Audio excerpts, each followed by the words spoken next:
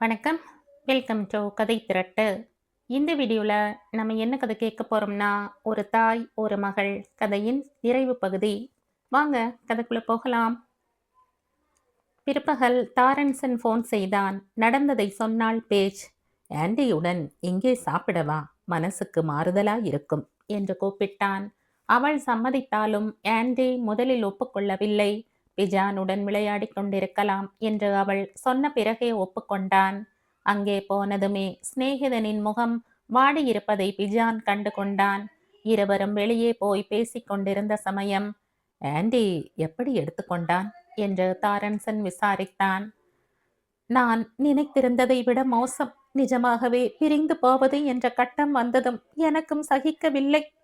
புரிகிறது என்றான் தாரன்சன். அவனும் அவன் மனைவி டானாவும் பிரிந்தபோது வீடு எப்படி இருந்தது என்பது அவனுக்கு நினைவுக்கு வந்தது. கடவுளே, எவ்வளவு வேதனை உனக்கு மேன்றிக்கும் என்று பெருமூச்சு விட்டான். எல்லோருக்கும் தான் என்ற பேஜ். க்ளோ எப்படி இருக்கிறாள் என்று கேட்டாள். அநேகமாய் அடுத்த வாரம் வீட்டுக்கு வந்து விடுவாள். நடை பழகுவதற்கு ஊன்றுகட்டை முதலானது வாங்க வேண்டும். அவள் படுக்கையறை மாடியில் இருக்கிறது. ஆனால் கீழேதான் இருக்க வேண்டி இருக்கும். என் மூத்த பையன் நிக்கியின் அறையை அவளுக்கு ஒழித்து தரப்போகிறேன். அவன் சொல்லிக் கொண்டே போன போது இவர் புண்ணியம் பண்ணினவர் என்ற நினைப்பு ஏற்பட்டது. அவளுக்கு கால் சரியாக இருக்கிறதோ இல்லையோ, வீட்டுக்கு உயிரோடு வருகிறாள் க்ளோ. ஆனால் ஆலிசனின் நிலைமையில் எந்த முன்னேற்றத்தையும் காணோம். 4 வாரமாகிறது.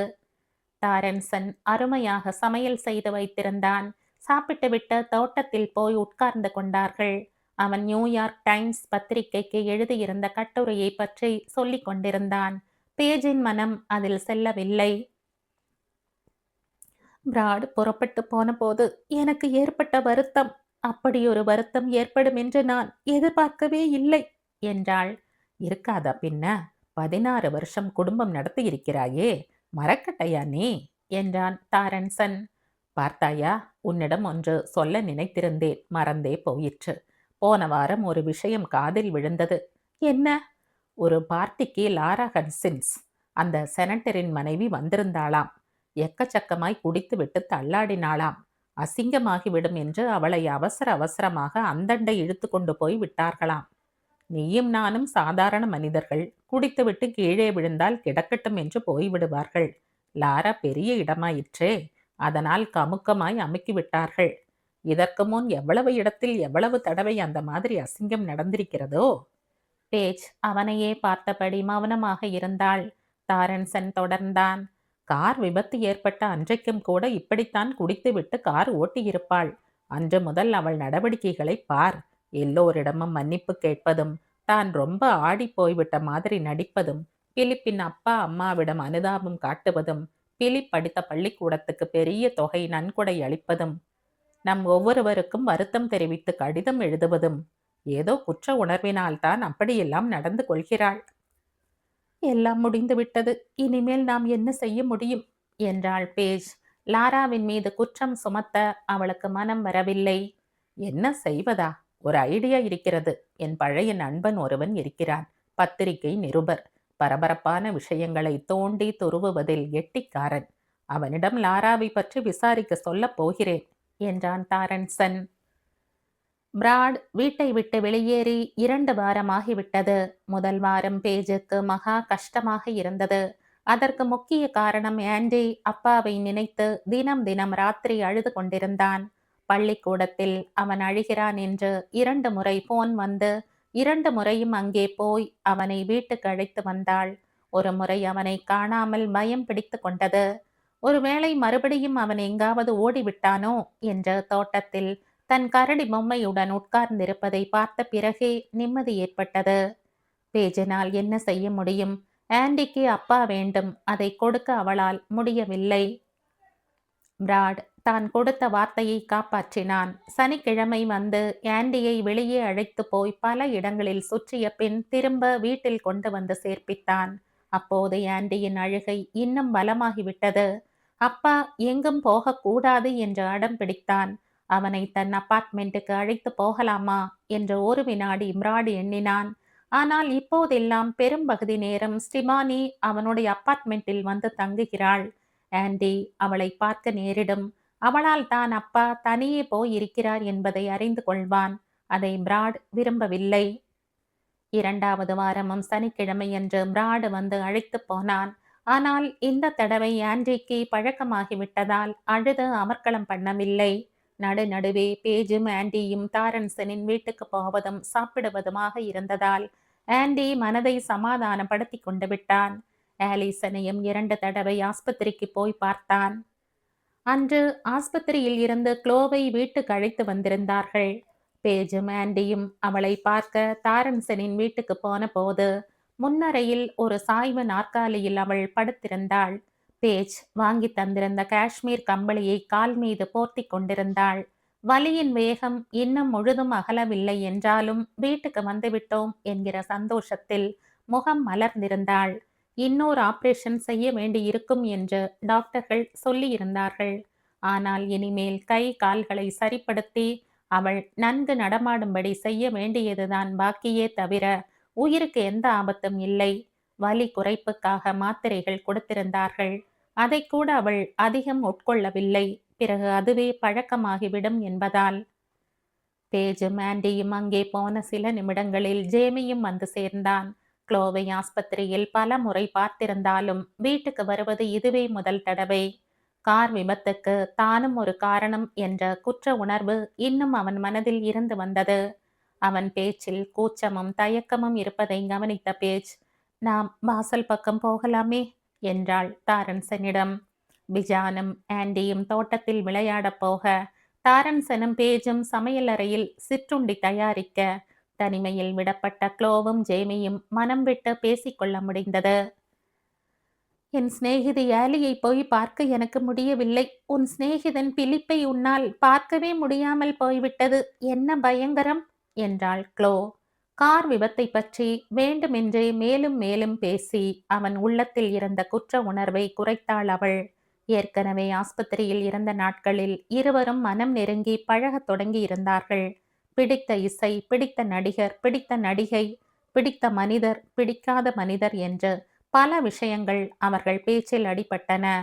மனபாரம் குறைந்ததும் ஜேமி தமாஷாக, இன்று நாம் எங்காவது வெளியில் போகலாமா என்றான். ஆமாம், டான்ஸ் கிளாஸுக்கு போய் கொஞ்சம் ஆடலாம் என்று பார்க்கிறேன் என்று க்ளோ சிரித்து கொண்டிருந்த போது உள்ளே வந்த தாரன்சன், என்ன விஷயம் என்று கேட்டான்.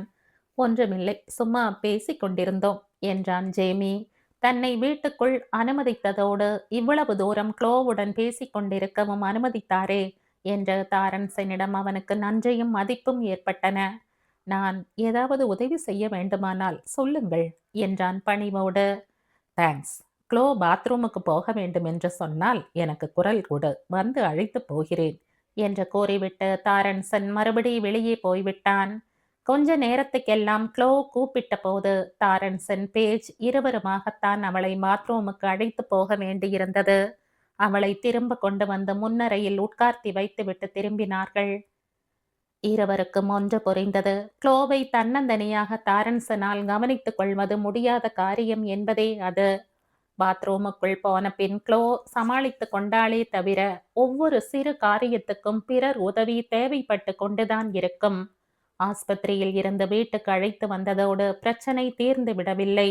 பிரச்சனையின் ஆரம்பமே இனிமேல்தான் என்பது பேஜுக்கும் புரிந்தது, தாரன்சனுக்கும் புரிந்தது. சமையலறையில் காஃபி அருந்தி கொண்டிருந்த போது, எப்படித்தான் சமாளிக்கப் போகிறீர்களோ பாவம் என்றாள் பேஜ். உதவிக்கு வரும்படி ஒரு பெண்மணியை அமர்த்தி இருக்கிறேன். தினம் வந்து 2 மணி நேரம் பார்த்து கொள்வாள். அந்த நேரத்தில் நான் என் வேலைகளை முடித்து கொள்ள வேண்டும் என்று சொன்னவனை பிரமிப்புடன் நோக்கினாள் அவள். எப்படிப்பட்ட மனோதிடம் இவருக்கு! இவ்வளவு பேர் இவரை சார்ந்து நிற்கிறார்கள், ஏன் நாம் கூடத்தான். ஆனால் எதற்கும் கலங்காமல் இருக்கிறாரே. உன் நிலைமை எப்படி என்றான் தாரன்சன். பிராடு பிரிந்து போன இந்த 2 வாரமாக அவளை அவன் அதிகம் சந்திக்கவில்லை. சில சமயம் மனசுக்கு கஷ்டமாக இருக்கிறது, சில சமயம் தைரியம் ஏற்படுகிறது, வேறு சில சமயம் எந்த பாதுகாப்பும் இல்லாமல் என்னை கவனித்துக் கொள்ள யாரும் இல்லாத மாதிரி. கற்பனை செய்து கொள்ளாதே. இதற்கு முன்னால் மட்டும் உன்னை யார் கவனித்துக் கொண்டார்கள்? நீதானே குடும்பத்தை பார்த்து கொண்டாய். உன் கணவன் என்ன செய்தான்? உண்மைதான் என்று ஒப்புக்கொண்டாள் பேஜ். அவரிடம் ஒரு சாவி இருப்பதால் அடிக்கடி வீட்டுக்கு வந்து சமையல், பாத்திரம், துணிமணி, அது இது என்று ஏதாவது எடுத்துக்கொண்டு போகிறார். இன்னது எடுத்துக்கொண்டு போயிருக்கிறேன் என்று ஒரு குறிப்பு மட்டும் எழுதி வைத்து விடுகிறார். எப்போது வருகிறார், எப்போது போகிறார் என்பதே தெரியவில்லை என்று சிரித்தாள். அடுத்த வாரத்தில் ஒரு நாள் பேஜ் ஆஸ்பத்திரியில் ஆலிசனின் பக்கத்தில் உட்கார்ந்திருந்த போது தாரன்சன் வந்தான். கையில் பிக்னிக் கூடையும் அதில் பகல் உணவும் கொண்டு வந்திருந்தான். வா, புல்வெளியில் போய் உட்கார்ந்து சாப்பிடலாம் என்றான். அப்போதுதான் ஆலிசனுக்கு ஒரு நர்ஸ் மசாஜ் செய்து முடித்திருந்தாள். இந்த சிகிச்சைகள், பயிற்சிகள், சுவாச குழாய்கள், டியூபுகள், அசைவற்று கிடக்கும் ஆலிசன் எல்லாம் யந்திரம் போல பழக்கமாகிவிட்டன பேஜுக்கு. இனி இங்கே வர வேண்டாம் என்று கூட ஓரோர் சமயம் நினைத்து கொள்வாள். ஆனால் அவளையும் அறியாமல் அவள் கால்கள் அவளை எங்கே இழுத்து வந்துவிடும். நர்ஸ்கள் அவள் வருகையை வைத்து தங்கள் கடியாரத்தை கூட சரி செய்து கொள்வார்கள். ஆலிசனை விட்டு எழுந்து போக மனம் இல்லாமலே தாரன்சனுடன் சென்றாள். சாப்பிட்ட பின்னும் வெகுநேரம் வரை ஒருவர் கையை ஒருவர் பிடித்து கொண்டு வெகுநேரம் புல்வெளியில் படுத்திருந்தார்கள். இப்படி என்னை பார்ப்பதற்கு வந்து கொண்டே இருக்கிறீர்களே, அலுப்பாக இல்லை என்று பேஜ் கேட்டாள். அலுப்பா? உன்னிடம் எனக்குள்ள காதலை நீ அறியவில்லை பேஜ். I love you. ரொம்ப ரொம்ப காதலிக்கிறேன் உன்னை. உன்னிடம் எனக்கு என்றைக்குமே அலுப்பு ஏற்படாது. ஒன்று சொல்லட்டுமா? நமக்கு 10 குழந்தைகள் பிறக்க வேண்டும் என்பது என் ஆசை. ஐயோ என்று சிரித்து விட்டாள் பேஜ். ஆண்டி கூட ஒரு நாள் பள்ளிக்கூடத்தில் இருந்து வரும்போது எனக்கு ஒரு தம்பி பாப்பா பிறக்குமாமா என்று கேட்டான். அதற்கெல்லாம் வயசாகிவிட்டது என்றேன் என்று பேசியவாறு ஆஸ்பத்திரிக்கு திரும்பினாள் அவள். கூடவே தாரன்சனும் வந்தான். கை கோத்து கொண்டு தாழ்வான குரலில் சிரித்து பேசிக்கொண்டு ஆலிசனின் படுக்கையை திரும்ப அடைந்தார்கள். ஆலிசனின் கைகளை மறுடி கொடுப்பதையும் விரல்களை பிரித்து மூடுவதையும் அவளுக்கு கேட்கிறதா இல்லையா என்பதை பற்றி கவலைப்படாமல் தான் பாட்டுக்கு அவளிடம் பேசிக் கொண்டிருப்பதையும் பார்த்தபோது இந்த மாதிரி ஒரு தாயை உலகத்தில் வேறெங்கும் பார்க்க முடியுமா என்று தாரன்சன் ஆச்சரியப்பட்டான். வெளியில் புல்வெளி எவ்வளவு அழகா இருக்கிறது தெரியுமா ஆலி? தாரன்சன் அருமையான சாப்பாடு எடுத்து வந்திருந்தார். நாங்கள் அங்கே உட்கார்ந்து சாப்பிட்டு கொண்டிருந்தோம் என்று பேஜ் சொல்லிக் கொண்டிருந்த போது திடீரென்று ஆலிசனிடமிருந்து ஒரு மெல்லிய முனகல் கேட்டது. அவள் தலை மெதுவே தாயை நோக்கி திரும்பியது. பேஜுக்கு மூச்சு நின்றது. பேச்சை நிறுத்தி கொண்டு மகளை வெறித்து பார்த்தாள். ஆலிசனின் அசைவை பார்த்ததால் அவள் விழிகள் குத்திட்டு நின்று விட்டன. ஆனால் அதன் பிறகு ஆலிசனிடம் வேறெந்த சலனமும் இருக்கவில்லை. பழையபடியாகிவிட்டாள். கருவிகளின் ரீங்காரம் மட்டுமே கேட்டது. பிரமித்து போனவளாக தாரன்சனை நோக்கினாள். ஆலி அசைந்தாள். தெய்வமே, நீங்கள் நீங்கள் பார்த்தீர்களா? ஆலி அசைந்தாள், அசைந்தாள் என்று கூவினாள். நர்ஸ்கள் தங்கள் தங்கள் இருக்கையில் இருந்தபடியே அந்த அசைவை கவனித்திருந்தார்கள். 2 நர்ஸ்கள் ஓடி வந்தார்கள். என் பக்கமாக முகத்தை திருப்பினாள், என்னை பார்த்து திரும்பினாள் என்றாள் பேஜ். குரல் தழுதழுத்திருந்தது. கண்களில் இருந்து கண்ணீர் கொட்டியது. குனிந்து மகளை முத்தமிட்டாள். என் கண்ணம்மா, நீ என் பக்கமாக திரும்பினாய் இல்லையா? நான் பார்த்தேனே, உன் முனகல் எனக்கு கேட்டதடி என் செல்லமே. தாரன்சனுக்கும் கண்ணில் நீர் தழும்பியது. இதற்குள் நர்ஸ்கள் விரைந்து சென்று டாக்டர் ஹேமர்மேனை அழைத்து வந்தார்கள். தாங்கள் கவனித்ததை சொல்லி பதிவாகி இருந்த டேப்பை காட்டினார்கள். மூளையின் அசைவு டேப்பில் அலைகளாக தெரிந்தன. ஆனால் டாக்டர் ஹேமர்மேன் பரபரப்படையவில்லை. எதனால் இப்படி என்று சொல்வதற்கில்லை என்றார் எச்சரிக்கையுடன். இது ஒரு நல்ல அறிகுறியாகவும் இருக்கலாம், அல்லது தற்செயலான விஷயமாகவும் இருக்கலாம். ஆனால் நினைவு திரும்பக்கூடும் என்ற நம்பிக்கை ஏற்படுகிறது. பார்க்கலாம். அவருடைய பேச்சினால் பேஜின் ஆனந்தம் குறையவில்லை.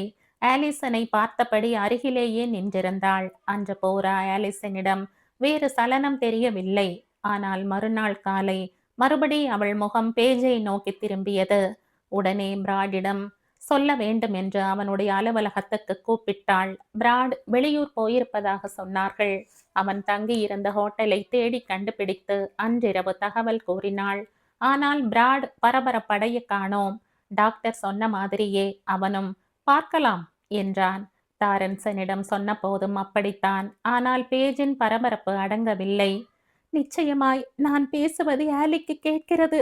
ரொம்ப ஆழமான இருட்டு பொந்தில் கூவினால் முதலில் எந்த சத்தமும் வராது. எதிரொலிதான் கேட்கும். பொந்தின் ஆழத்தில் யாரேனும் இருக்கிறார்களா இல்லையா என்பது கூட தெரியாது. 7 வாரமாக நான் அப்படித்தான் கூவிக் கொண்டிருந்தேன். திடீரென்று இப்போது பதில் குரல் கேட்கிறது என்று அவள் சொன்னபோது, ஆமாம் என்றான் டாரன்சன். அவளுக்கு ரொம்பவும் அதிகப்படியாக நம்பிக்கை ஏற்படுத்திவிடக் கூடாது என்று அவன் அஞ்சுவது தெரிந்தது. அடுத்த 1 வாரத்துக்கு தினம் தினம் ஆலிசன் வெகு லேசாக அசைந்தாள். ஆனால் கண்ணை திறக்கவில்லை, வாய் திறந்து பேசவில்லை. அம்மா சொல்வது அவளுக்கு கேட்கிறது என்பதற்கான எந்த அறிகுறியும் தென்படவில்லை. இருந்தாலும் பேஜின் நம்பிக்கை நாளுக்கு நாள் வளர்ந்தது. அது மட்டுமல்ல, அவளுக்கும் டாரன்சனுக்கும் இடையே இருந்த நெருக்கமும் வளர்ந்து கொண்டிருந்தது. உள்ளத்தாலும் உடலாலும் டாரன்சனுடன் அவள் ஒட்டிய போது பிராடிடம் இல்லாத எத்தனை அருமையான குணங்கள் இவனிடம் இருக்கின்றன என்பதை பேஜ் உணர்ந்தாள். அது மட்டுமின்றி தங்கள் இருவர் குழந்தைகளும் ஒருவரோடொருவர் பிரியமாக பழகியதும் அவள் உள்ளத்துக்கு நிறைவு தந்தது. முதல் மனைவி டானாவினால் ஏற்பட்ட கசப்புகளுக்கு பின் இப்போதுதான் தாம்பத்தியத்தின் சுகத்தை அனுபவித்தான் டாரன்சனும். அந்த சனிக்கிழமை பிராட் வந்து ஆண்டியை தன்னுடன் கூட்டி சென்றான். ஹோட்டலில் சாப்பிட அழைத்து போனவன் முதல் தடவையாக ஸ்டிபானியை அவனுக்கு அறிமுகம் செய்து வைத்தான். அந்த முதல் சந்திப்பிலேயே ஆண்டிக்கு அவளை பிடிக்கவில்லை. முரட்டுத்தனமாக என்னென்ன பேச முடியுமோ அவ்வளவும் பேசினான். என்னென்ன செய்ய முடியுமோ அவ்வளவும் செய்தான். உன் மூக்கு ஏன் இத்தனை நீளமா இருக்கு என்றான். நீ ஏன் இப்படி டைட்டா பேண்ட் போட்டிருக்க? நல்லாவே இல்ல. எங்க அம்மா அழகா நல்லா ட்ரெஸ் பண்ணிப்பா என்றான். இப்படியெல்லாம் பேசக்கூடாது என்று ரகசியமாக ஆண்டியை கண்டித்தான் பிராட். எனக்கு அவளை கண்டாலே பிடிக்கல, வெறுப்பா இருக்கு என்று ஆண்டி தாழ்ந்த குரலில் பதில் அளித்தது ஸ்டிபானிக்கு கேட்டுவிட்டது. வெறுப்பா இருந்தா இனிமே உன் அப்பாவுடன் வராதே என்றாள் கோபமாக. இருவருக்கும் சமரசம் செய்ய முயன்றான் பிராட். முடியவில்லை. மூவருமாய் எங்கெங்கோ சுற்றினார்கள். இருந்தும் ஆண்டி அவளுடன் பேச தயாராயில்லை. ஸ்டிபானியை அவள் வீட்டில் இறக்கி விட்டுவிட்டு ஆண்டியை தன் அப்பார்ட்மெண்ட்டுக்கு அழைத்து போனான் பிராட். பெண்கள் உபயோகப்படுத்தக்கூடிய சோப்பு, சீப்பு, லிப்ஸ்டிக், உள்ளாடை முதலியவற்றை அங்கே கண்டபோது ஆண்டிக்கு விஷயம் புரிந்துவிட்டது. ஸ்டிபானி இங்கே வருகிறாள் என்பதை யூகித்து கொண்டான். சிறுவனானாலும் அம்மாவுக்கும் அப்பாவுக்கும் பிரிவு ஏற்பட்டது இவளால் தான் என்பதை விளங்கி கொண்டான். வீடு திரும்பியவனின் முகத்தை பார்த்தவுடன் பேஜுக்கும் எல்லாம் புரிந்துவிட்டது. ராத்திரி அவனை அணைத்து கொண்டு படுத்திருக்கையில் ஆண்டி அழுது கொண்டே, எனக்கு தெரிஞ்சிட்டுதும்மா, அப்பாவோட கேர்ள் ஃப்ரெண்ட் ஸ்டிபானிய பார்த்தேன். அசிங்கமான மூஞ்சி. அப்பாவும் அவளும் அடுத்த மாசம் ஐரோப்பாவுக்கு வெக்கேஷனுக்கு போக போறாங்களாம். பேசிக்கிட்டு இருந்தாங்க என்றான். பேஜ் பெருமூச்சு விட்டாள். ஐரோப்பாவுக்கு போக வேண்டும் என்று எவ்வளவோ முறை அவள் பிராடிடம் கேட்டிருக்கிறாள். அவன் அழைத்து போனதில்லை. அப்பாவையும் அவர் சிநேகிதியை பற்றியும் இப்படியெல்லாம் நீ பேசக்கூடாது, தூங்கு என்றாள். ஆனால் பிராடுக்கும் தனக்கும் இருந்த கொஞ்ச நஞ்ச உறவும் முறிந்து விட்டது என்று அவள் உள்ளுணர்வு சொல்லியது. ஸ்டிபானியையும் அப்பாவையும் சேர்ந்து பார்த்தது முதற்கொண்டு ஆண்டிக்கு ஒன்று நிச்சயமாய் விளங்கிவிட்டது. அப்பா இனிமேல் இங்கே திரும்பி வரப்போவதில்லை என்பதுதான் அது. மறுநாள் காலை உணவு சாப்பிட்டு கொண்டிருந்த போது பேஜிடம் திடீரென்று ஒரு கேள்வி கேட்டான். ஆமா, ஆலி விழித்து கொண்டதும் அப்பா எங்கேன்னு கேட்பாளே, அப்ப நாம என்ன பதில் சொல்றது? அந்த கேள்வி பேஜின் இருதயத்தை இரண்டாக கிழித்தது. பொங்கி வரும் கண்ணீரை குழந்தை பார்த்துவிடக் கூடாது என்பதற்காக சட்டென்று முகத்தை திருப்பிக் கொண்டு ஜன்னலுக்கு வெளியே பார்க்கிற மாதிரி மூக்கை துடைத்து கொண்டாள். ஏதாவது வழி செய்யலாம் என்றாள். ஸ்டிபானி சாகணும் என்றான் ஆண்டி கோபத்துடன். அழுத்தம் நிறுத்தமாக அவன் அப்படி சொன்னதும் பேஜின் கண்ணீர் மறைந்தது. சிரிப்பு வந்தது. சி போக்கிரி என்ற கையை ஓங்கியதும் ஆண்டி தோட்டத்துக்கு ஓடிவிட்டான். இப்போது அவன் மனம் சிறிது மாறியிருந்தது. காரணம், அடிக்கடி அவர்கள் டாரன்சன் வீட்டுக்கு போவதும் அங்கே சாப்பிடுவதுமாக இருந்தார்கள். அங்கே ஆண்டிக்கும் க்ளோவுக்கும் பாசம் வளர வழி ஏற்பட்டது. அக்கா இல்லாத ஏக்கத்தை க்ளோ மூலம் தீர்த்து கொண்டான் ஆண்டி. அன்று அவர்கள் சாப்பாட்டுக்கு பின் பேசிக் கொண்டிருந்த போது க்ளோ தழுதழுத்த குரலில், "ஏலி எப்போது உடம்பு குணமாகி வீட்டுக்கு வரப்போகிறாளோ? நாளுக்கு நாள் எனக்கு ரொம்ப கவலையாக இருக்கிறது" என்றாள். அதே ஏக்கம்தான் எல்லோர் மனதிலும் இருந்தது. ஏற்கனவே 2 மாதம் ஓடிவிட்டது. இரண்டொரு தரம் அசைகிற மாதிரி தெரிந்ததைத் தவிர ஆலிசனிடம் வேறெந்த மாறுதலும் தென்படவில்லை. இப்படியே இன்னும் 1 மாதம் சென்றால் பிறகு என்னவாகும் என்று சொல்வதற்கில்லை. விபத்து நேரிட்டதில் இருந்து 3 மாதத்துக்குள் நினைவு திரும்பாவிட்டால் அப்புறம் நிரந்தர கோமாதான் என்று டாக்டர் ஹேமர்மேன் அடிக்கடி சொல்லிக் கொண்டிருந்தார். நேற்று கடை வீதியில் பிலிப்பின் அம்மாவை பார்த்தேன். பாவம், மகனை இழந்த துக்கத்தில் இளைத்து துரும்பாய் போய்விட்டாள் என்றாள் பேஜ். தாரன்சன் பெருமூச்சு விட்டான். படித்து தேறிய மாணவர்களை பாராட்டி வழியனுப்பும் விழா பிலிப்பின் பள்ளிக்கூடத்தில் சில நாட்களுக்கு முன் நடைபெற்றது. பிலிப்பும் படிப்பை முடித்திருக்க வேண்டியவன்தான். அதற்குள் காலம் முடிந்துவிட்டது. அவனுடைய மரணத்துக்கு அனுதாபம் தெரிவிக்கும் வகையில் கூட்டத்தினர் ஒரு நிமிடம் நின்று மௌன அஞ்சலி செலுத்தினார்கள். டாரன்சனுக்கு அந்த நிகழ்ச்சி ஞாபகம் வந்தது போலவே க்ளோவுக்கும் வந்தது.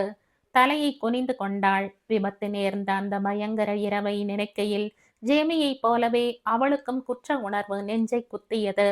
அம்மாவுக்கு தெரியாமல் வர சொல்லி நாம் அழைத்து போனதால் அல்லவா இப்போது ஆலிசனுக்கு இந்த நிலைமை என்று அடிக்கடி நினைத்து கொண்டாள். வீடு திரும்புகையில் ஆண்டி சந்தோஷமாக இருப்பது போல் தோன்றியது. அம்மாவின் முகத்தை அடிக்கடி பார்த்து கொண்டிருந்தான். என்ன விஷயம் என்று பேஜ் சிரித்தாள்.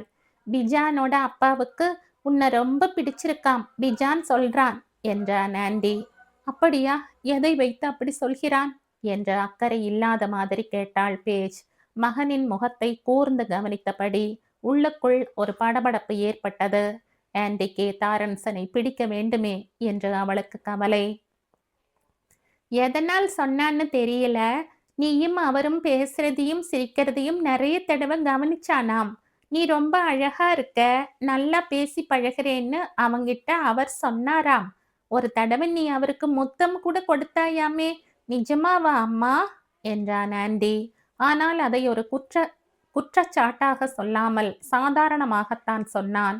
ஸ்டெபானியும் அப்பாவும் பழகியதை பார்த்து அதிர்ச்சி அடைந்திருந்த அவனுக்கு இப்போது புதியதோர் உலகத்தை கண்ட மாதிரி மகிழ்ச்சியாக இருந்தது. பேஜுக்கும் இது புது உலகம்தான். ஆனால் தாரன்சன் உறவை பற்றி ஆண்டியிடம் எவ்வளவு தூரம் ஒப்புக்கொள்வது என்று தெரியவில்லை. வீட்டுக்கு புறப்படுகிற போது குட்பை சொல்வேன் இல்லையா? அப்போது ஏதாவது நேர்ந்திருக்கும். ஆனால் அவரை எனக்கு பிடித்திருக்கிறது என்றாள். அப்பாவை பிடிச்ச அளவுக்கு இவரை பிடிச்சிருக்காமா என்று விடாமல் கேட்டான் ஆண்டி. அப்படி சொல்ல முடியுமா? இவர் ரொம்ப நல்ல சிநேகிதர். ஆலி ஆஸ்பத்திரியில் இருக்கிறதால எனக்கு அங்க ரொம்ப உதவியா இருக்கார் என்றாள். ஆண்டி அதை புரிந்து கொண்ட மாதிரி தலையாட்டினான். அடுத்த நாள் ஆஸ்பத்திரிக்கு வந்திருந்தான் பிராட். ஆலி எப்படி இருக்கிறாள் என்று கேட்டவன் அவள் படுக்கைக்கு அருகே சென்று கவனித்தான். எந்த மாறுதலும் தெரியவில்லை. கொஞ்சம் கொஞ்சம் அசைகிறாள், கொஞ்சம் கொஞ்சம் உணகுகிறாள். ஆனால் அதற்கெல்லாம் ஏதாவது அர்த்தம் உண்டா என்று தெரியவில்லை என்றாள் பேஜ். இருந்தாலும் அந்த அசைவுகளும் உணகல்களும் ஸ்கேனில் பதிவாகிக் கொண்டிருந்தன. ஆலி என்று அவள் பெயரை சொல்லி கூப்பிடும்போது அசைவுகள் ஏற்பட்டன. அதற்கு நிச்சயமாய் அர்த்தம் இருக்கும். யாருக்கு தெரியும்? இன்னும் ஆழ்ந்த மயக்கத்திலேயே இருக்கிறாள். இன்னும் கருவிகள் மூலம்தான் சுவாசித்துக் கொண்டிருக்கிறாள். மகளின் படுக்கை அருகே 5 நிமிடம் நின்றிருந்தான் பிராட். அவ்வளவுதான். எப்போதுமே அவன் எடுத்துக்கொள்ளும் நேரம். உன்னுடன் கொஞ்சம் பேச வேண்டும், வெளியே போகலாம் வா என்றான். ஐசியு அறையை விட்டு ஹாலுக்கு வந்தார்கள் இருவரும். உனக்கு போன் செய்யக்கூட நேரம் இல்லை என்றான் பிராட். பிறகு மன்னிப்பு கேட்பவன் போல குரலை தாழ்த்தி கொண்டு, நாம் லாயர்களை பார்க்க வேண்டும் என்று நினைக்கிறேன் என்றான். பேஜின் கண்களை நேருக்கு நேர் சந்திக்கவே அவனுக்கு கஷ்டமாக இருந்தது. ஆமாம் என்றாள் பேஜ். அதை சொல்லவே பிடிக்கவில்லை அவளுக்கு. அவர்களுடைய மன வாழ்க்கைக்கு இறுதி மணி அடிக்கப்படுகிறது என்பது புரிந்தது. இந்த வருட முடிவுக்குள் நாம் விவாகரத்து செய்து கொண்டு விடுவோம், முடிந்தால் கிறிஸ்துமஸ்க்கு முன்பே என்றான் அவன். சட்டுப்புட்டென்று விவாகரத்து நடந்து முடிந்தால் கிறிஸ்துமஸ் சமயத்தில் தங்கள் திருமணத்தை வைத்துக் கொள்ளலாம் என்று ஸ்டிபானி அவனிடம் சொல்லி இருந்தாள். பேஜிடமிருந்து ஒரு பெருமூச்சு வெளிப்பட்டது. சரி, நாளைக்கு என் லாயரை பார்த்து பேசுகிறேன். தேங்க்ஸ். அவன் எழுந்து கொண்டான். அவளிடம் இன்னும் ஏதோ சொல்ல நினைப்பது போல் தயங்கினான். ஆனால் என்ன சொல்வதென்று தெரியவில்லை. சாரி பேஜ் என்றான். பரவாயில்லை என்று சொல்லிவிட்டு திரும்பி சென்றாள் பேஜ். வழக்கறிஞரை பேஜ் சந்தித்த போது பிராடின் விருப்பப்படியே கிறிஸ்துமஸுக்குள் விவகாரத்தை முடித்து விடலாம் என்று அவரும் சொன்னார். அன்று பூரா பேஜ் யந்திரங்கதியில் தன் அலுவல்களை செய்தாள். ஆண்டியிடம் கூட அதிகம் பேசாமல் தூங்க பண்ணினாள். பிராடிடமிருந்து பிரியவிருக்கும் அந்த கடைசி நிமிடத்தின் துன்பங்களை மௌனமாய் பொறுத்து கொள்ள எண்ணினாள். அடுத்த நாள் தாரன்சனே அவளை தேடி வந்தபோதுதான் லாயரை சந்தித்தது பற்றி சொன்னாள். அன்றிரவு வெகு நேரம் வரை அவர்கள் பேசிக் கொண்டிருந்தார்கள். தங்களை பற்றி, தங்கள் குழந்தைகளை பற்றி, எதிர்கால நம்பிக்கைகளை பற்றி. பேஜ், உனக்கொன்று சொல்லட்டுமா? மறுமணம் செய்து கொள்ளும் ஆசையை எனக்கு ஏற்படுத்திய முதல் பெண் நீதான் என்றான் தாரன்சன். அவன் கண்களை பார்த்தபோது உள்ளத்தின் ஆழத்தில் இருந்து அந்த வார்த்தையை அவன் சொல்கிறான் என்பது நிச்சயமாய் தெரிந்தது. கிறிஸ்துமஸ் வரட்டும் என்றாள் குறும்புத்தனமாக கண் சிமிட்டியபடி. தாரன்சன் ஆனந்தத்துடன் சிரித்தான். ஜூன் மாதத்தின் பிற்பகுதியில் பேஜின் வாழ்க்கை முறை மாறலாயிற்று. ஆஸ்பத்திரியின் அவசர சிகிச்சை பிரிவில் ஒரு சுவர் ஓவியம் வரைய தொடங்கியிருந்தாள் அவள். ஆலிக்காக 2 ஓவியம் வரைந்து தருவதாக அவள் சொன்னபோது ஆஸ்பத்திரி நிர்வாகிகள் மகிழ்ச்சியுடன் அனுமதி தந்தார்கள். ஒரு சித்திரம் இங்கேயும் இன்னொன்று வரவேற்பறை சுவரிலும் தீட்டுவதாக திட்டமிட்டிருந்தாள் அவள். இந்த 2ம் முடிந்ததும் ஆண்டியின் பள்ளிக்கூடத்திலும் ஒன்று வரைய ஒப்புக்கொண்டிருந்தாள். ஆலிசன் கோமாவில் இருந்து விழித்தெழுவாள் என்ற நம்பிக்கையை அவள் சிறிது சிறிதாக இழந்து கொண்டிருந்ததால் இனி ஓவியத்தில் மனதை செலுத்த வேண்டியதுதான் என்று தீர்மானித்திருந்தாள். அவளுடைய மனதுக்குள் நிகழ்ந்து வந்த போராட்டம் நன்றாகவே தெரிந்தது தாரன்சனுக்கு. ஏனெனில் இப்போதெல்லாம் ஆலிசனை பற்றியே அவள் அதிகமாய் பேசினாள். ஆலிசன் செய்த விஷமங்கள், படிப்பிலும் விளையாட்டிலும் அவள் செய்த சாதனைகள், அவளுடைய பலம், பலவீனம், இப்படி ஏதாவது சொல்லிக் கொண்டிருப்பது பேஜின் வழக்கமாயிற்று. ஆலிசன் என்ற ஒரு பெண் இருப்பதையே எல்லோரும் மறந்து விடுவார்கள் என்று பயந்து எல்லோருக்கும் அவளை நினைவுபடுத்துகிற மாதிரி இருந்தது பேஜின் பேச்சு. அவளுடைய வேகமான நடவடிக்கைகளை கண்டு தாரன்சனுக்கு பிரமிப்பாயிருந்தது. புதிய வாழ்க்கைக்கு தயார் செய்து கொள்ள வேண்டி பேஜ் மேலும் மேலும் கலை படைப்புகளில் தன்னை ஈடுபடுத்தி கொண்டாள். பிஜானின் பள்ளிக்கூடத்துக்கு காகித கூழ் சிற்பங்களும் களிமண் பொம்மைகளும் செய்து தந்தாள். சிறுவர்களுக்கு சித்திரக்கலையை கற்பித்தாள். ஜூலை மாதத்தில் ஒரு ஞாயிறன்று அவள் தாரன்சனின் வீட்டில் ஆண்டியுடன் தங்கியிருந்தாள். இப்போது கூட அவர்கள் இரவு வேளையில் ரகசியமாகத்தான் சந்திக்க வேண்டியிருந்தது. தங்கள் முடிவை குழந்தைகளிடம் சொல்ல தைரியம் வரவில்லை. நம்மை கையும் களவுமாக க்ளோ பிடித்தால் அவ்வளவுதான். உடனே ஆஸ்பத்திரிக்கு ஓடி ஆலிசனிடம் சொல்வதற்காக அவளை உலுக்கி எடுத்து உட்கார்த்தி வைத்து விடுவாள் என்ற தாரன்சனிடம் சமையல் அறையில் சொல்லி சிரித்து கொண்டிருந்த போது ஊன்றுகட்டையை டொக் டொக் என்று ஊன்றி நொண்டிக் கொண்டு வேக வேகமாக அவர்களை நோக்கி வந்தாள் க்ளோ. சீக்கிரம் பாருங்கள், ஒரு விசேஷம், உடனே வந்து பாருங்கள் என்று அவள் அவசரமாக கூப்பிட்டதும் பேஜுக்கு என்னவென்று புரியவில்லை. பிஜானோ ஆண்டியோ ஏதோ காயம்பட்டு கொண்டு விட்டார்களோ என்ற திகிலுடன் முன்னறைக்கு ஓடினாள். தாரன்சனும் கவலையுடன் அவள் பின்னால் விரைந்தான். முன் அறையில் இருந்த டெலிவிஷன் பெட்டியை க்ளோ சுட்டி காட்டிய போதுதான் புரிந்தது. டெலிவிஷனில் என்ன பயங்கரமான காட்சி! கொடூரமான ஒரு கார் விபத்து. செய்தி அறிவிப்பாளர் சொல்லிக் கொண்டிருந்தார். இன்று பிற்பகல் நேருக்கு நேராக 2 கார்கள் மோதிக்கொண்டன. ஒரு காரை ஓட்டி வந்தவர் செனட்டர் ஹட்சின்ஸின் மனைவி லாரா. அவளுடைய 12 வயது பெண் பலத்த காயமடைந்தாள். ஆனால் உயிருக்கு அபாயம் இல்லை என்று தெரிகிறது. மற்ற காரில் இருந்த 4 பேரும் ஸ்தலத்திலேயே இறந்து போனார்கள். லாரா மிகுந்த குடி போதையுடன் காரை ஓட்டி வந்திருக்கிறார். அவரை போலீசார் கைது செய்திருக்கிறார்கள். தடதடக்கும் இதயத்துடன் செய்தியை கேட்டுக்கொண்டு சிலையாக நின்றாள் பேஜ். செய்தி வாசித்தவர் அவளையே பார்க்கிற மாதிரி கண்களை உயர்த்தி தகவலை தொடர்ந்தார். சென்ற ஏப்ரல் மாதம் இதே போன்ற ஒரு விபத்தில் லாரா சம்பந்தப்பட்டிருந்தது நினைவிருக்கலாம். அப்போது லாரா ஹட்சின்ஸ் ஓட்டி வந்த கார் இன்னொரு காருடன் மோதியதில் ஒரு பையன் இறந்து போனான். 15 வயது பெண்கள் 2 பேர் பலத்த காயமடைந்தார்கள். கடவுளே, கடவுளே என்று கூவிய வண்ணம் நாற்காலியில் பொத்தென்று விழுந்தாள் பேஜ். 4 பேர் கொண்ட ஒரு குடும்பத்தையே கொன்றுவிட்டாள் லாரா. குடி போதையில் இறந்ததற்காக கைது செய்திருக்கிறார்கள். லாரா அன்றைக்கும் குடித்துத்தான் இருந்திருக்கிறாள். அன்றைக்கும் 4 பேர் இறந்து போயிருக்க வேண்டும். 3 பேர் தப்பினார்கள். அவளும் குளோவும் வாய்விட்டு அழுவதைக் கண்டு தாரன்சன் டிவியை நிறுத்தினான். சற்று பொறுத்து வேறொரு சேனலை திருப்பிய போது அங்கும் இதே காட்சி, இதே செய்தி. ஆனால் இப்போது செய்தி மேலும் பயங்கரமாக இருந்தது. பலியானது 4 உயிர் அல்ல, 5. குடும்பத் தலைவன் 32 வயது, குடும்பத் தலைவி 28 வயது, 5 வயது பையன், 2 வயது பெண். அத்துடன் இல்லை, இறந்து போன குடும்பத் தலைவி 8 மாத கருவை வயிற்றில் சுமந்திருந்தாள். லாராவின் மகளுக்கு ஒரு கையில் முறிவு, கன்னத்தில் 15 தையல் போட்டிருந்தார்கள். லேசான வலிப்பு வேற. இந்த தடவை செனட்டரால் தன் மனைவியை காப்பாற்ற முடியாது என்றான் தாரன்சன். 5 உயிர்கள் பலி. 6 என்றாள் பேஜ்.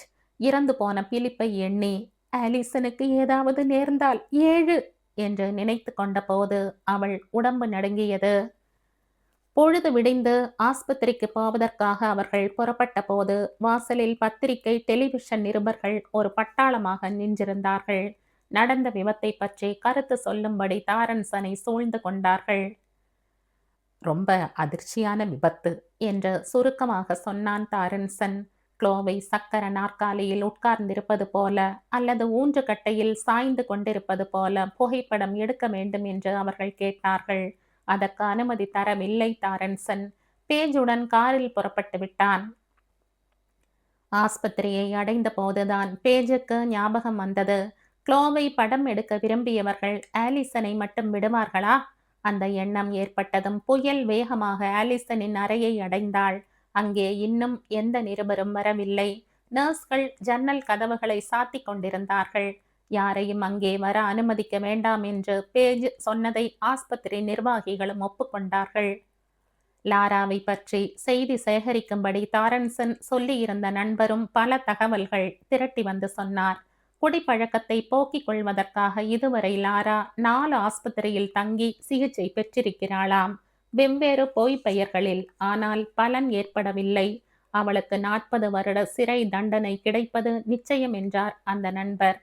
அந்த வார கடைசிக்குள் லாராவை பற்றியும் விபத்தை பற்றியும் பரபரப்பு உச்சகட்டத்தை எட்டியது.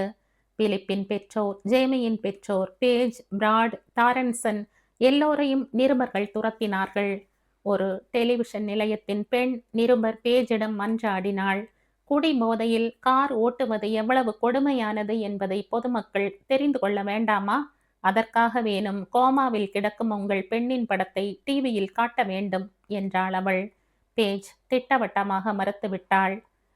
அப்படியானால் நீங்கள் மட்டுமாவது பேட்டி கொடுங்கள் என்று அந்த பெண் நிருபர் விடாப்பிடியாக வற்புறுத்தினாள். பேஜ் அதற்கு சம்மதித்து 3 மாதங்களுக்கு முன்பு நடந்த விபத்து, ஆலிசனுக்கு நேர்ந்த காயம், இப்போது அவளுடைய நிலைமை ஆகியவை குறித்து சுருக்கமாக சொன்னாள். அந்த விபத்தினால் உங்கள் வாழ்க்கை வேறு எந்த வகையிலாவது பாதிக்கப்பட்டிருக்கிறதா? வேறு ஏதேனும் சிக்கல் ஏற்பட்டுள்ளதா என்று கேட்டாள் அந்த பெண். தானும் பிராடும் பிரிந்திருப்பதை யார் மூலமோ இவள் அறிந்திருக்கிறாள் என்பது பேஜுக்கு புரிந்தது. அதற்கு பதில் அளிக்காமல் மழுப்பிவிட்டு, எங்கள் எல்லோருக்குமே இது சோதனையான காலம். சுதாரித்து கொண்டு வருகிறோம். இது போன்ற சோக முடிவுகளுக்கு ஜவாப்தாரியானவர்களை சட்டம் கடுமையாக தண்டிக்கும் என்று நம்புகிறேன் என்று கூறி பேட்டியை முடித்து கொண்டாள். என்ன பேட்டி கொடுத்து என்ன? ஆலிசனிடம் என்ன மாற்றம் ஏற்பட போகிறது? ஒன்றுமில்லை என்று நினைக்கையில் அவள் உள்ளம் கனத்தது. டாக்டர் கொடுத்திருந்த 3 மாத கெடு முடிந்து 4வது மாதம் ஆரம்பமாயிற்று. ஆலிசனின் நிலைமையில் மாறுதலை காணோம். வெறும் முனகல் கூட இப்போதெல்லாம் வருவதில்லை. கோமாவில் இருந்து அவள் எப்படியாவது விடுபட்டு விழித்து கொண்டால் போதும் என்று பேஜ் தவியாய் தவித்தாள். உயிருடன் பிழைத்து விட்டால் பிறகு அவளுடைய மன வளர்ச்சியோ மூளை வளர்ச்சியோ எப்படி இருந்தாலும் பரவாயில்லை. நடமாட வைப்பதற்கும் ஆலிசனாக இருப்பதற்கும் எத்தனை நீண்ட காலம் பிடித்தாலும் பரவாயில்லை என்று நினைத்தாள். ஆனால் அந்த நம்பிக்கை ஒரு நாளும் ஈடேறப் போவதில்லை என்ற எண்ணம் இப்போது ஏற்படத் தொடங்கிவிட்டது.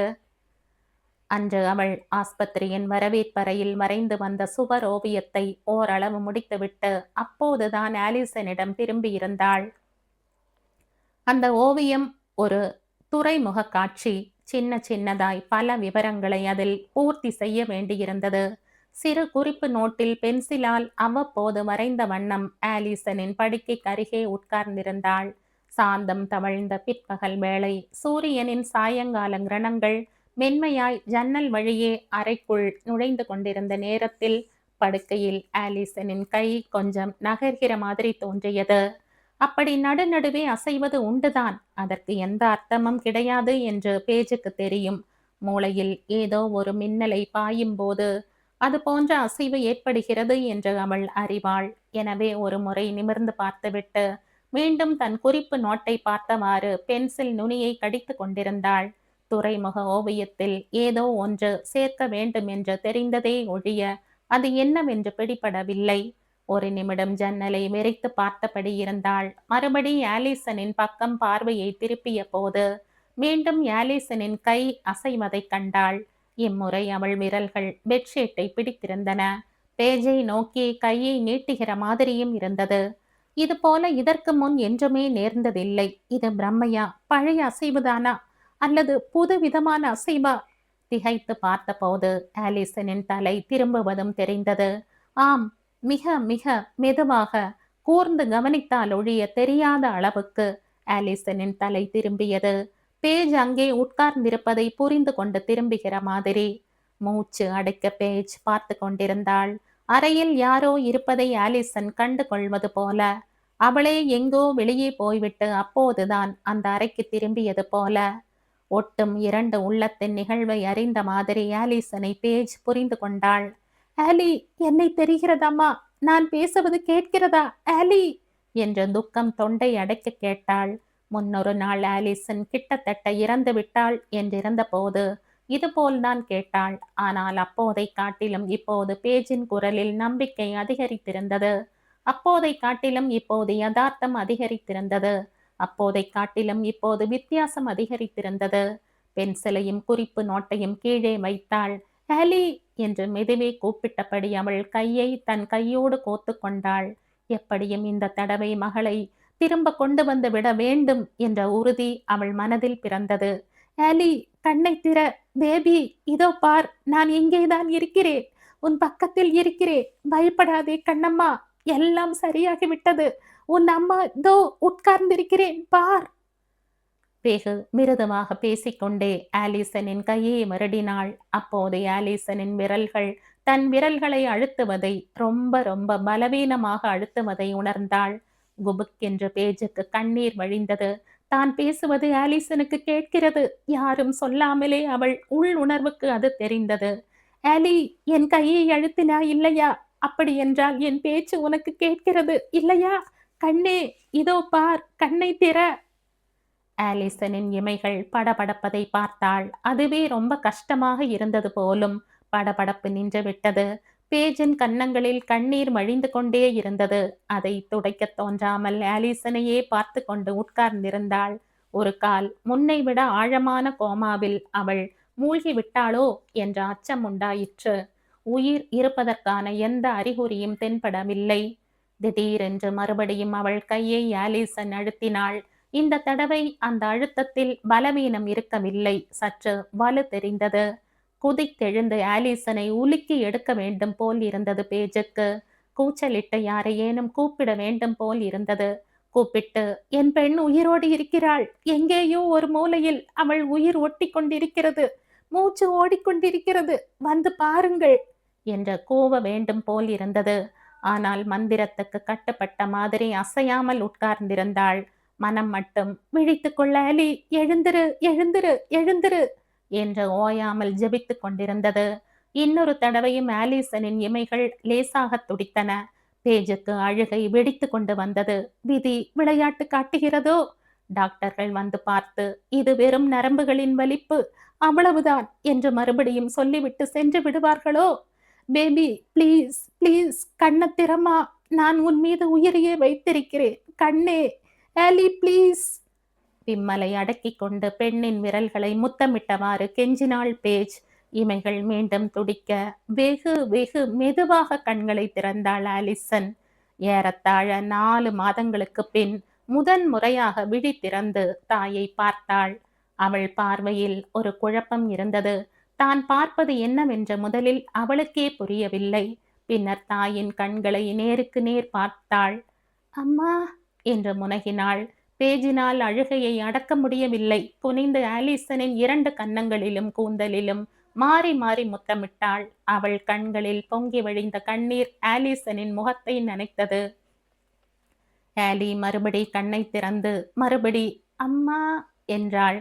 அவள் குரல் கரகரவென்றுதான் இருந்தது. ஆனால் அதை காட்டிலும் இனிய சப்தத்தை பேஜ் தன் வாழ்நாளில் கேட்டதில்லை. யுக யுகாந்தரமாக அங்கேயே உட்கார்ந்திருந்தாள். பெண்ணின் முகத்தையே பார்த்தவாறு. தலைமை நர்ஸ் உள்ளே வந்தாள்.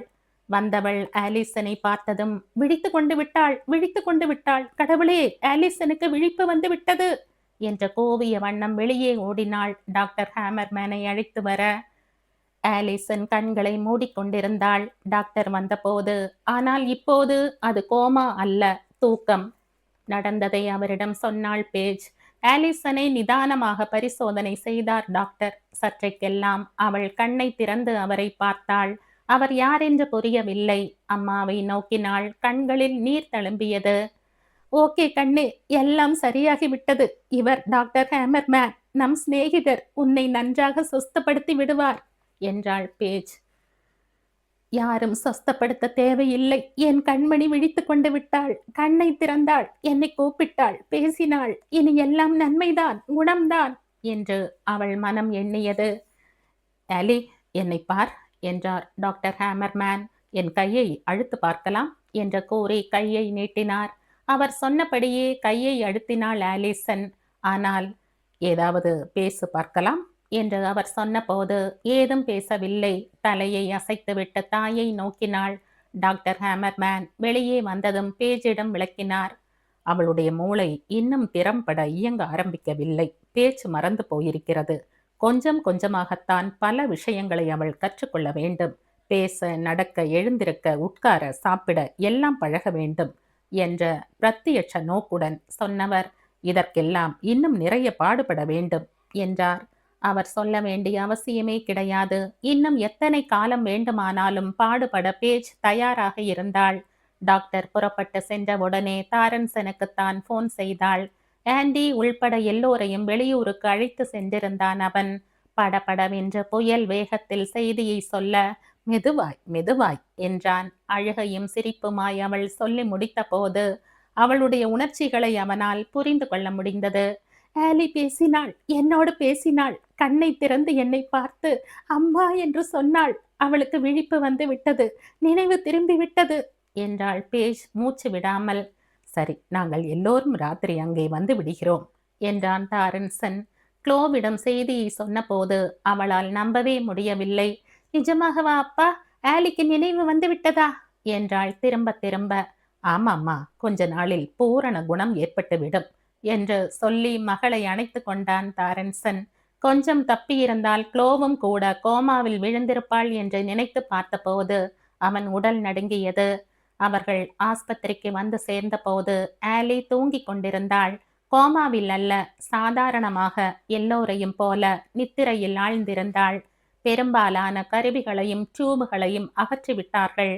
ஆனால் இன்னும் சில நாட்களுக்கு அவசர சிகிச்சை பிரிவில் இருக்க வேண்டும் என்று கூறியிருந்தார்கள். ஆலி என்ன பேசினாள் என்ற ஆர்வத்துடன் க்ளோ கேட்க, அம்மா என்று கூப்பிட்டாள், என்னை பார்த்தாள் என்ற குழந்தை மாதிரி பேஜ் திரும்ப திரும்ப ஒரே வாக்கியத்தை சொல்லிக் கொண்டிருந்தாள். ஆண்டி தாயின் கையை இறுக பிடித்து கொண்டு முகம் மலர்ந்தான். அன்று அடைந்த சந்தோஷம் மாதிரி அவர்கள் என்றைக்கும் அடைந்ததில்லை. அடுத்த நாள் காலை ஆஸ்பத்திரிக்கு புறப்பட்ட போது தன்னுடன் க்ளோவையும் அழைத்து சென்றாள் பேஜ். ஆலிசன் கண்ணை திறந்து அவளை வெகு நேரம் உற்று பார்த்து கொண்டிருந்தாள். இறுதியில் பேஜிடம் பொண்ணு பொண்ணு என்று சொல்லி கையை உயர்த்தி க்ளோவை காட்டினாள். ஆமாம் ஆலி, பெண், க்ளோ உன் சிநேகிதி என்றாள் பேஜ். ஆலிசன் மறுபடியும் க்ளோவை பார்த்து புரிந்து கொண்டவள் போல தலையை அசைத்தாள். அவளுடைய மூளையின் ஏதோ ஒரு பகுதி புரிந்து கொள்கிறது.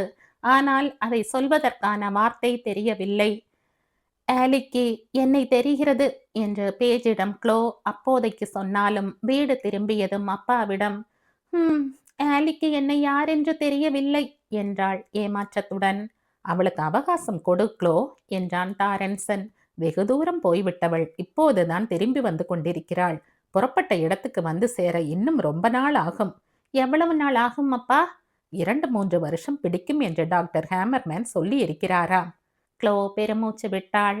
நடக்கவும் உட்காரவும் இங்கிலீஷ் பேசவும் ஸ்பூனில் உணவை எடுத்து சாப்பிடவும் ஆலிசன் தேர்ச்சி பெறும் சமயம் அநேகமாய் 18 வயது ஆகிவிடும். பாவம். மறுநாள் டாரன்சன் ஆஸ்பத்திரிக்கு வந்தபோது ஆலிசன் அவனை உடனே அடையாளம் கண்டு கொள்ளவில்லை. உற்று நோக்கிய வண்ணம் இருந்தாள். நான் டாரன்சன் ஆலி, தெரியவில்லை? உன் சிநேகிதி க்ளோவின் அப்பா என்றான் அவன். அவள் தலையை ஆட்டினாள். ஒரு நிமிடம் கழித்து புன்னகை செய்தாள். அது ஒரு புதிய முன்னேற்றம். பொன் சிரிப்பானாலும் சரி, அழுகையானாலும் சரி, நினைத்த நிமிடமே வராமல் கொஞ்சம் தாமதித்துத்தான் வரும் என்று டாக்டர் ஹேமர்மேன் சொல்லியிருந்தார். எண்ணமும் அதை வெளிப்படுத்தும் செயலும் இணைவதற்கு கொஞ்ச காலம் பிடிக்கும் என்று கூறியிருந்தார். ஸ்டிபானியுடன் ஐரோப்பாவுக்கு சென்றிருந்த பிராடுக்கு செய்தி தெரிவித்தாள் பேஜ். நான் உடனே வந்து பார்க்கிறேன் என்ற மகிழ்ச்சியுடன் சொன்னவன் 2 நாளில் வந்து சேர்ந்தான். அறைக்குள் நுழைந்தவுடனே ஆலிசன் அப்பா என்று கூவிக்கொண்டு கழுத்தை கட்டிக்கொள்வாள் என்று எதிர்பார்த்தான் போலும்.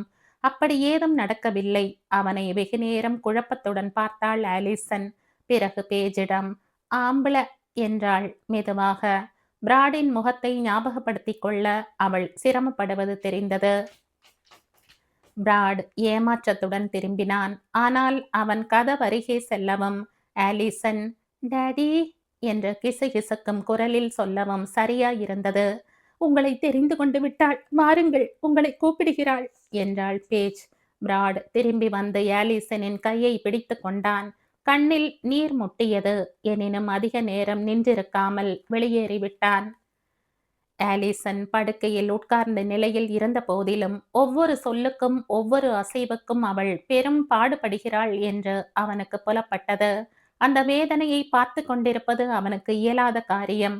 அடுத்த சில வாரங்களில் ஆலிசன் வேகமாக குணமடைய தொடங்கினாள். 100க்கு 95 பங்கு அவள் பழையபடி ஆகிவிடுவாள் என்று டாக்டர் சொல்கிறார் என்றாள் பேஜ் டாரன்சனிடம். அதாவது எதையும் சட் சட் என்று புரிந்து கொள்வது முடியாது. மற்றபடி காலேஜில் படிக்கலாம், வேலைக்கு போகலாம், கல்யாணம் செய்து கொண்டு குழந்தை பெற்றுக்கொள்ளலாம், ஜோக்கை கேட்டு சிரிக்கலாம், கதை புத்தகம் படிக்கலாம், படித்ததை பிறரிடம் சொல்லலாம் என்று விவரித்து கொண்டே போனாள் பேஜ். 1 மாதம் முன்பு வரை ஆலிசன் பிழைக்கவே மாட்டாள் என்று எண்ணி இருந்தோம். 2-3 வருடத்தில் இந்த அளவுக்கு நார்மலாகி விடுவாள் என்று டாக்டர் சொல்கிறாரே, எவ்வளவு பெரிய விஷயம் என்று அவன் கூறிய போது, அப்பப்பா, உன் முகத்தில் இத்தனை சந்தோஷத்தை இப்போதுதான் பார்க்கிறேன் என்று டாரன்சன் சொல்ல, ஆம் என்று பேஜ் ஒப்புக்கொண்டாள். எனக்கு என்ன குறை? உலகத்தில் ஒரு பெண்ணுக்கு என்னவெல்லாம் வேண்டுமோ அவ்வளவும் கிடைத்திருக்கிறது. 2 அற்புதமான குழந்தைகள், என் மீது கொள்ளை பிரியம் கொண்ட ஒரு அற்புதமான மனிதர், அவருடைய அற்புதமான 3 குழந்தைகள்.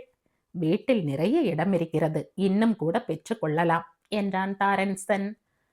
மேலும் 2 வாரமானதும் ஆலிசனால் எழுந்து பிறர் கையை பிடித்து கொண்டு நடக்க முடிந்தது. பேஜ் வந்ததும் ஹாய்மா, எப்படி இருக்கே என்று கேட்கலானாள். க்ளோவையும் ஆண்டியையும் அடிக்கடி வர சொல்லி கொண்டிருந்தாள். தாங்கள் சென்றிருந்த வெளியூரை பற்றி ஆண்டி சொன்னபோது, ஐய, அந்த இடமா, அது ரொம்ப நாற்றம் என்று சிரித்தாள். உனக்கு குணமாகட்டும், நல்ல வாசனையான ஊருக்கு அழைத்து போகிறேன் என்று சொல்லி டாரன்சன் அவளை பரிவோடு அணைத்து கொண்டான். விபத்து நடந்ததால் ஏற்பட்ட காயம் எதுவுமே ஆலிசனிடம் இப்போது தெரியவில்லை. எல்லாம் ஆறிவிட்டது. உண்மையான சேதம் உள்ளுக்குள், அதுவும் விரைவில் ஆறிவிடும். அந்த வாரத்தின் இறுதியில் ஆஸ்பத்திரியில் நர்ஸ்களின் பொறுப்பில் ஆலிசனை ஒப்படைத்துவிட்டு விடுமுறைக்காக வெளியூர் சென்றார்கள் டாரன்சனும் பேஜும் க்ளோவும் ஆண்டியும் பிஜானும். தங்கியிருந்த வீட்டில் குழந்தைகள் சமையலை கவனித்துக் கொண்டிருந்த போது டாரன்சனுடன் வெளியே சென்றாள் பேஜ். அஸ்தமிக்கும் சமயம் ஏரிக்கரையில் உட்கார்ந்திருந்த போது, வாழ்க்கை எப்படியெல்லாம் மாறுகிறது, ஆச்சரியமா இல்லை என்றாள் பேஜ். 5 மாதங்களுக்கு முன் என் வாழ்க்கை வேற எங்கேயோ, வேற எந்த விதமாகவோ இருந்தது. இப்போது பாருங்கள், என்னவெல்லாமோ கஷ்டங்கள் அனுபவித்துவிட்டு இங்கே வந்து சேர்ந்திருக்கிறேன். ஆனால் முன்னை காட்டிலும் செழிப்பான பசுமையான வாழ்க்கையையே அடைந்திருக்கிறோம் என்று இருவருக்குமே தெரிந்தது. அதற்கு என்ன விலையெல்லாம் கொடுக்கும்படி நேர்ந்து விட்டது. விபத்து நேர்ந்த அந்த ராத்திரியை நினைத்து பார்க்கவே பயங்கரமாக இருக்கிறது என்றான் தாரன்சன். ஆஸ்பத்திரியிலிருந்து கூப்பிட்டதும் ஓடி வந்தேன் ஆஸ்பத்திரிக்கு. அங்கே பார்த்தால் நீ க்ளோவும் ஆலிசனும் உன்னோடு வெளியே போவதாக சொல்லி இருக்க ஆஸ்பத்திரியில் நீ இருக்கிறாய். அந்த சமயம் எனக்கு ஏற்பட்ட அதிர்ச்சி. எனக்கும் எப்படிப்பட்ட அதிர்ச்சி! காரை ஓட்டி சென்றவர் இறந்து விட்டார் என்று சொன்னார்கள். அது நீங்கள் தான் என்று நினைத்திருந்தேன். ஆனால் ஆஸ்பத்திரியில் நீங்கள் பாட்டுக்கு பத்திரமாக வருகிறீர்கள். கடவுளே! அன்றிரவு 11:30 மணிக்கு ஆலிசன் இன்னும் வரவில்லையே வரவில்லையே என்று நான் தவித்த தவிப்பு என்றாள் பேஜ். அதற்கு மேல் அவர்கள் ஒரு வார்த்தையும் பேசவில்லை. டாரன்சன் குனிந்து அவளை முத்தமிட்டான். பேஜ் அவன் தோள் மீது சாய்ந்து கொண்டாள். அபாயகரமான சுழல்களை கடந்து எவ்வளவு தூரம் வந்திருக்கிறோம். எனக்கு இவரும் இவருக்கு நானும் கிடைத்தது எத்தனை பெரிய அதிர்ஷ்டம் என்று நினைக்க நினைக்க அவள் நெஞ்சம் நெகிழ்ச்சியடைந்தது.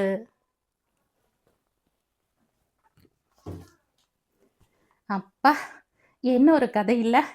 இந்த கதை பிரபல ஆங்கில நாவலாசிரியை டேனியல் ஸ்டீல் அவர்கள் எழுதிய ஆக்சிடென்ட் என்ற நாவலின் தமிழாக்கம் இது. இந்த கதையை ரெக்கார்ட் பண்ற ஒவ்வொரு தடவையும் இந்த கதையிலிருந்து ரொம்ப நேரத்துக்கு வெளியே வர முடியாம கஷ்டப்பட்டிருக்கேன். இந்த கதையை படிக்கும்போது பல இடங்கள்ல என்னால் அழுகையை கண்ட்ரோல் பண்ணவே முடியல. ரொம்ப கஷ்டப்பட்டு தான் இந்த கதையை படித்தேன். எனக்கு இந்த கதை ரொம்ப பிடிச்சது. உங்களுக்கும் பிடிச்சிருக்கும்னு நினைக்கிறேன். மற்றும் ஒரு இன்ட்ரெஸ்டிங்கான கதையோட அடுத்த வீடியோவில் சந்திப்போம். பாய். தேங்க்யூ.